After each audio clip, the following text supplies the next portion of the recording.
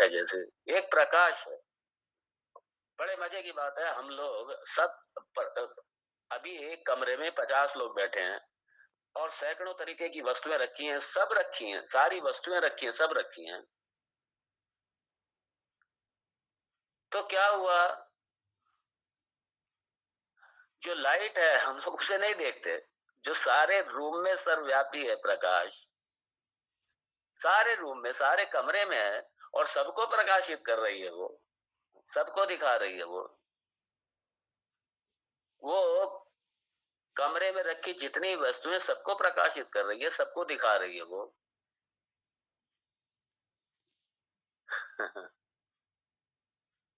और उसी लाइट की वजह से मैं अपने स्तन को देख रहा हूं, उसी लाइट, उसी प्रकाश की वजह से।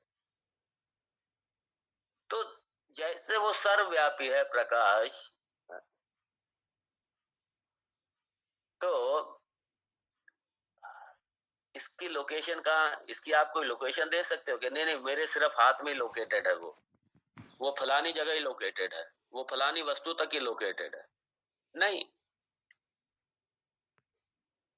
वो कमरे की दृष्टि से जो प्रकाश है वो सर्वव्यापी है कमरे की दृष्टि से, ऐसे ही वो चेतन तत्व सबको सत्ता स्फूर्ति देने के कारण वो सारे जगत में व्याप्त है। सर्वगता मतलब सारे जगत में, सारे ब्रह्मांड में वो आत्म तत्व व्याप्त है। वो चेतन तत्व अस्थि रूप से, है रूप से सब जगह व्याप्त है। और सही बात तो ये, वही एक सत्ता है, बाकी दूसरी कोई सत्ता ही नहीं, बाकी तो नाम रूपात्मक है सारा, सब नाम रूपात्मक। जैसे सोने की सत्ता से ही सारे जितने आभूषण है सब प्रकाशित हो रहे हैं, सोने की सत्ता से सत्तायमान हैं। जैसे आप चैन ले लीजिए, मैं आपको दिखाऊं चैन, मैं पूछूं आपसे क्या है तो आप कहेंगे चैन है ये। मैं अंगूठी दिखाऊं, मैं कड़ा दिखाऊं, कंगन दिखाऊं, हार दिखाऊं, कुछ भी सोने का आभूषण दिखाएं, आप सब आभूषणों का नाम ले लेंगे, अरे ये चैन है, ये अंगूठी है, ये फलाना है। हजारों आभूषण, आप हजारों नाम दे देंगे उसको। और अगर मैं आपसे कह दूं ठीक है ये सारे जितने आभूषण है सब रख लो, आप सारे रख लो, मुझे आपका कोई आभूषण नहीं चाहिए, कुछ नहीं चाहिए मुझे, मुझे बस इसका सोना दे दीजिए आप, क्या बचेगा उसमें? कुछ नहीं बचेगा। तो ऐसे ही सारे जगत का अधिष्ठान रूप से ब्रह्म ही है, सर्वगत होने से वही तत्व है, वही सिर्फ सबका अधिष्ठान रूप से है। बिना उसके आप किसी की कल्पना ही नहीं कर सकते, जैसे बिना सोने के आप आभूषण की कल्पना नहीं कर सकते, बिना ब्रह्म के, बिना सद वस्तु के आप किसी भी नाम रूप की कल्पना ही नहीं कर सकते। और सारा जगत नाम रूपात्मक है। वाचारंभण विकारो नामधेय मृत्तिका एव सत्यम।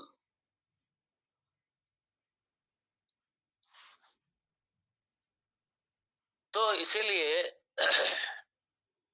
वही एक तत्व है, वही सत तत्व, वही ब्रह्म तत्व, वही आत्म तत्व, वही सर्वगता, वही सर्वव्यापी है, दूसरा कुछ है ही नहीं। इसलिए भगवान ने कह दिया अद्वयः, एक ही है भाई, वो दो नहीं है। इसलिए ये जो द्वैतवादी हैं, ये उनको जरूर राम गीता पढ़नी चाहिए। पढ़नी नहीं, इसको सुनाने, कोई समझाने वाला हो, ऐसे कुछ समझ में थोड़ी आएगी वो। अब समस्या यही है कि वहां ये वेदांत है ही नहीं। ठीक है, भगवान का गुणगान कर लिया, भगवान के वैभव, भगवान की गरिमा गा ली, सब गा ली, वहीं तक सीमित है, आगे बढ़ते ही नहीं। और सबसे बड़ी समस्या ये कि बस वहीं तक सीमित तो हैं, वो तो चलो कोई बात नहीं, अब उन्होंने उसी को ही सत्य मान रखा है, वही सत्य है सिर्फ, दूसरा कुछ है ही नहीं।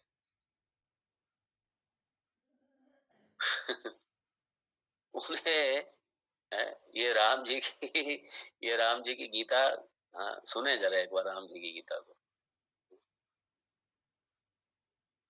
राम जी का ही जब कह, राम जी कह रहे हैं जब अद्वया, एक ही तत्व है भाई, दूसरा कुछ है ही नहीं, एक ही सत्ता है। दो सत्ता हो जाएंगी, ये झगड़ा हो जाएगा, द्वैत में कभी शांति नहीं हो सकती। शांति होगी तो अद्वैत में ही होगी। द्वैत में कभी शांति नहीं होगी। द्वैत में संसार ही निवृत्त नहीं होगा। द्वैत में कभी पूर्णता ही नहीं है। द्वैत में अपूर्णता रहेगी, सारी समस्याएं रहेंगी, राग रहेगा, द्वेष रहेगा, सारी समस्याएं रहेंगी द्वैत में। इसलिए जब तक द्वैत है, जहां तक द्वैत है, वो सब संसार ही है। अद्वैत से संसार का बाध होगा, अद्वैत से संसार की निवृत्ति होगी। क्योंकि जब तक मैं पूर्ण हूं, जब तक ये मुझे बोध नहीं होगा, जब तक मैं अपनी पूर्णता को पहचान नहीं लूंगा, तब तक मेरी कामनाओं से निवृत्ति नहीं होगी। खूब अच्छी तरह समझ लीजिए, ये कामनाएं बनी रहेंगी।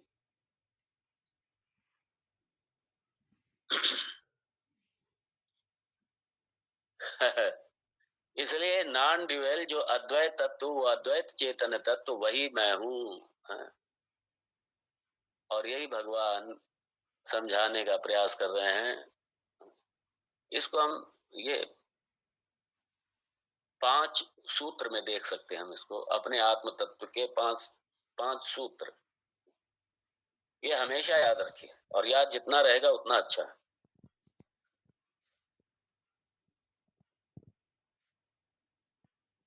ये जो मय रूप से आत्म तत्व है, ये सनातन है, ये सनातन है, और ये सर्वव्यापी है, सर्वगत है। ये चेतन तत्व आत्म रूप से सर्वव्यापी है, सर्वगत है, सारे जगत का अधिष्ठान होने से। और मैं स्वयं ही, आत्म तत्व स्वयं ही स्वतः सिद्ध होने से, स्वयं प्रकाशित होने से, आनंद के लिए किसी दूसरे पर आश्रित नहीं हूं।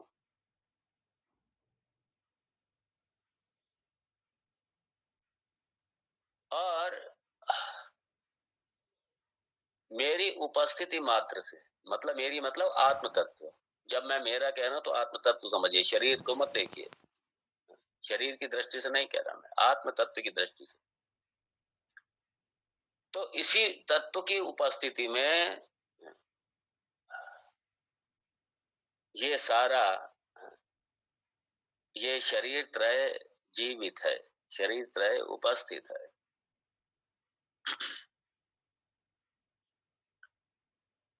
और इसी की उपस्थिति में ही ये सारा शरीर त्रय, सूक्ष्म शरीर, स्थूल शरीर, ये इसी की उपस्थिति से ही ये सक्रिय है, ये चेतनवत भास रहा है, ये चेतनवत भास रहा है इसी की उपस्थिति से।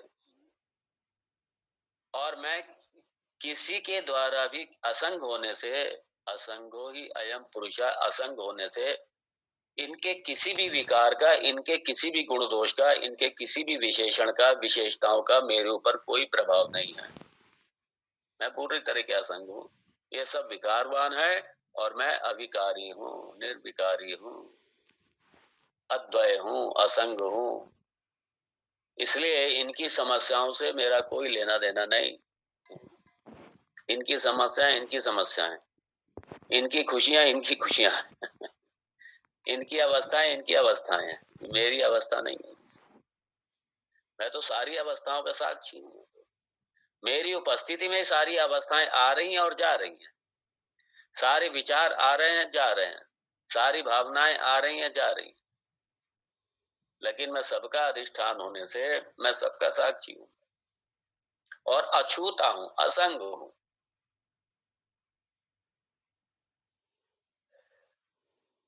और चूंकि मैं अपने आप को इस रूप में जानता नहीं हूँ, इसीलिए सारी समस्याओं की जड़ है, ना जानना ही है, अज्ञान ही है। मेरे अपने स्वयं का अज्ञान ही मेरी सारी समस्याओं का कारण है, मेरे रोने धोने का कारण ही यही है। इसलिए वेदांत कहता है, हमारे गुरुदेव बड़ी अच्छी बात कहते थे, you are the problem and you are the solution. अज्ञानी अहम इज द प्रॉब्लम और ज्ञानी अहम इज द सोल्यूशन। जीव अहम इज द प्रॉब्लम मैं जीव हूं, यही समस्या की जड़ है। मैं ब्रह्म हूं, यही सारी समस्याओं का समाधान है। सारे शोक की निवृत्ति यही है। इसलिए भगवान यहाँ पे इन श्लोकों में मेरे अपने स्वरूप का मुझे बोध करा रहे हैं, मुझे ज्ञान दे रहे हैं, मुझे इस अनात्म प्रपंच से पृथक कर रहे हैं। और शास्त्र वेदांत कितनी सारी प्रक्रियाओं के माध्यम से ये अन्नमय शरीर, ये क्या अन्न शरीर है? ये अन्नमय शरीर इसी अन्न रसेनैव भूत्वा अन्न रसेनैव वृद्धिं प्राप्य अन्न रूप पृथिव्याम यत् विलीयते तत् अन्नमय कोशः।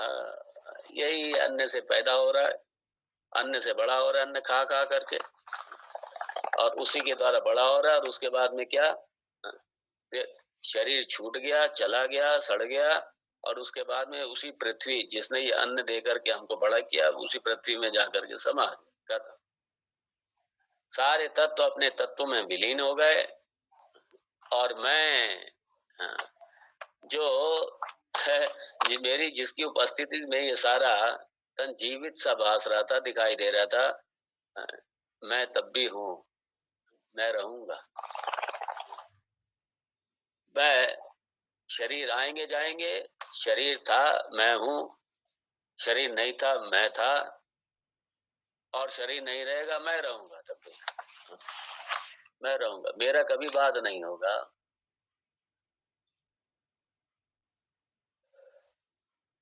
तो इसलिए जितना जितना ये अहम बुद्धि इस तन से हटेगी, इस शरीर से हटेगी, जितना अहंकार इस शरीर से हटेगा, उतना उतना ममकार भी हटेगा। और ये अहंकार ममकार, बस यही संसार का मूल है। और यह है अज्ञान की वजह से। ये अज्ञान की वजह से किसका अज्ञान? मेरे अपने स्वयं का अज्ञान, जगत का अज्ञान, ब्रह्म का अज्ञान। तो जब मैं सबसे अपने आप को अलग करूंगा तो क्या बचेगा? तो मैं सर्व भाव अभाव साक्षी, सबके होने का, ना होने का, सबका साक्षी। और ये भगवान हमको बड़ा स्पष्ट कर रहे हैं, और भगवान ने कई तरीके से हमको समझाने का प्रयास किया है। ये श्रुति का सहारा लेकर के, ये कठोपनिषद का मंत्र मैं पहले कह चुका हूं आपको। इसलिए भगवान ये भी संकेत कर रहे हैं इसके माध्यम से कि ये मेरी कोई अपनी स्वतंत्र वाणी नहीं है, जो मैं तुम्हें अर्जुन, लक्ष्मण, मैं जो तुम्हें पहली बार दे रहा हूं। अरे ये वेदों में पहले से मैं कह आया हूं, ये वेदों में मैंने पहले से कह दिया है, समझा दिया है ये। इसलिए वैदिक वाणी को ही मैं लक्ष्मण तुम्हें समझा रहा हूं।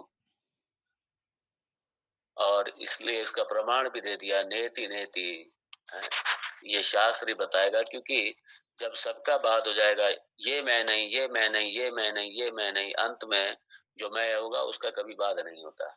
मुझे स्मरण हुआ, एक बार यूएस की बात है, एक बहुत बड़े, मैं बता भी चुका हूं हालांकि आप लोगों को ये, लेकिन फिर बता देता हूँ। एक बहुत बड़े भौतिक शास्त्र के, फिजिक्स के बहुत बड़े प्रोफेसर थे यूएस में, वो गुरुजी से मिलने आए। तो इस पे चर्चा होने लग गई, थोड़ा अपने अहम पे चर्चा होने लग गई। तो ऐसी बातों बातों में उन्होंने कहा, ये सत्य है क्या? तो उन्होंने, गुरुजी ने कहा, अबाधितम सत्यम, जिसका बाध नहीं हो वो सत्य है। तो उन्होंने कहा, ऐसा तो कुछ है नहीं। उन्होंने कहा, नहीं है ऐसा। तो उन्होंने कहा, ठीक है, आप इस पे शोध कीजिए। ऐसा एक तत्व है अबाधितम सत्यम, जिसका बाध नहीं होता। Truth is one that cannot be negated, that can never be negated, and that is सत्यम। आप इस पे कीजिए। कई दिन वो अपना लगे रहे सोच में, अपने अपने तरीके से शोध करते रहे। विज्ञान के